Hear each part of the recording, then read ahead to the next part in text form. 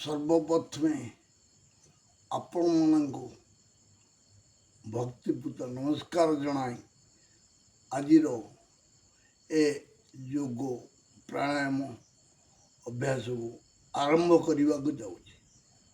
ତେଣୁ ଆପଣମାନଙ୍କୁ ବିନୀତ ଅନୁରୋଧ, ଆପଣମାନେ ପ୍ରଭାତରୁ ଏବଂ ସନ୍ଧ୍ୟା କାଳରେ ନିଜର ଜୀବନକୁ ସରସ, ସୁନ୍ଦର, ସୁସ୍ଥ, ସବଳ ରଖିବା ପାଇଁ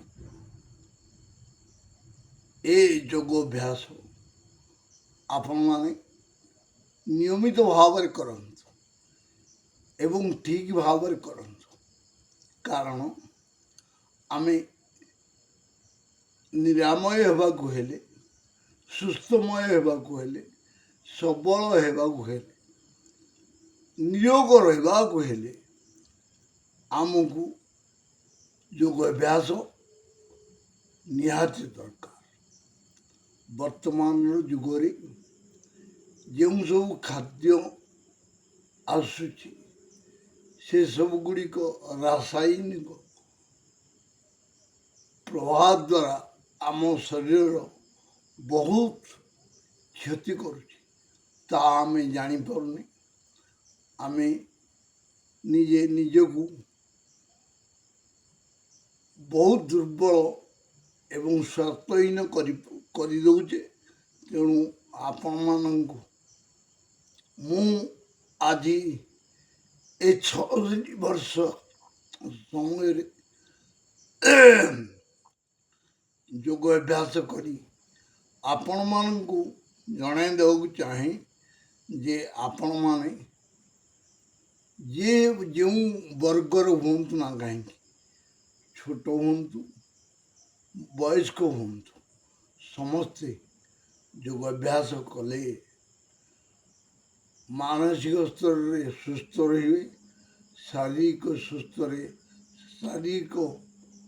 ସୁସ୍ଥ ରହିବେ। ଆପଣଙ୍କୁ କୌଣସି ଔଷଧ ଦରକାର ପଡ଼ିବ ନାହିଁ, କୌଣସି ଡାକ୍ତର ପାଖକୁ ଯିବା ଆବଶ୍ୟକ ପଡ଼ିବ ନାହିଁ। ଆପଣ ଅଯଥା ଖର୍ଚ୍ଚରୁ ନିଷ୍କ୍ରାନ୍ତ ରହିବେ। ତେଣୁ ଆଜି ମୁଁ ଡାକ୍ତର ଏବଂ ଔଷଧ ପାଇଁ କୌଣସି ପଇସା ପତ୍ର ଖର୍ଚ୍ଚ କରୁନାହିଁ। ଅବଶ୍ୟ ଟିକେ ଚାଲିବାରେ ଦୁର୍ବଳ ଅନୁଭବ କରୁଛି, କାରଣ 66 ବର୍ଷ କାଳ ଯେଉଁ ସବୁ ଅସୁବିଧା ହୋଇଥିଲା, ଯାହା ସବୁ କରିଥିଲି, ସେ ସବୁର ବର୍ତ୍ତମାନ ପରିଣତ ବୟସରେ ଭୋଗ କରିବାକୁ ପଡ଼ିବ। ତେଣୁ ଏଥିରୁ ନିବୃତ୍ତ ହେବା ପାଇଁ ଦୈନନ୍ଦିନ ଯୋଗାଭ୍ୟାସ ନିହାତି ଆବଶ୍ୟକ। କାରଣ ଏହାଦ୍ୱାରା ମୁଁ ନିଜେ 66 ବର୍ଷରେ କୌଣସି ଔଷଧ ଡାକ୍ତର ପରାମର୍ଶ କରୁନାହିଁ।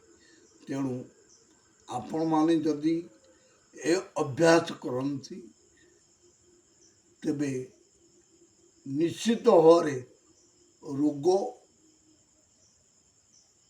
ଦୂରେଇ ରହିବେ, ନିଜର ଜୀବନକୁ ସୁସ୍ଥ ରଖିପାରିବେ।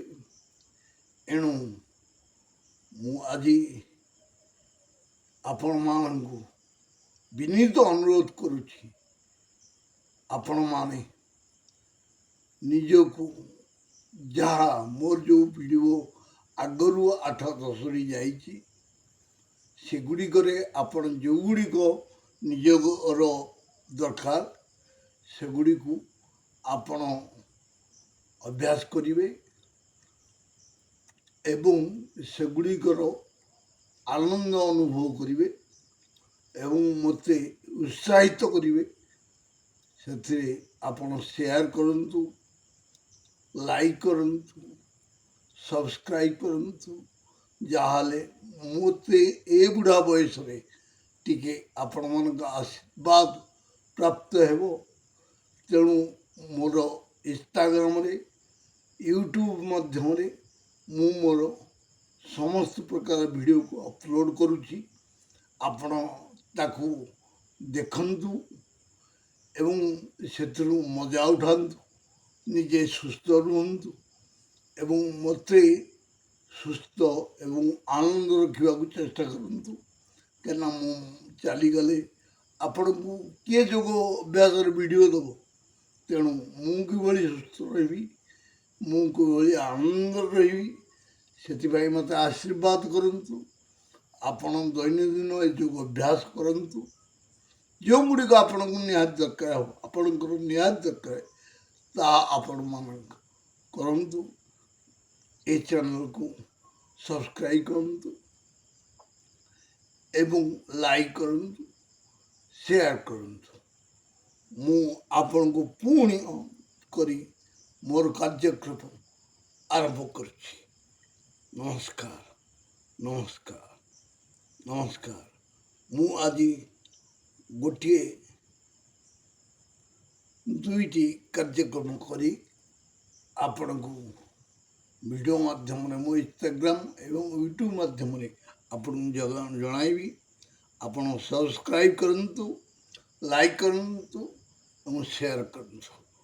ଧନ୍ୟବାଦ।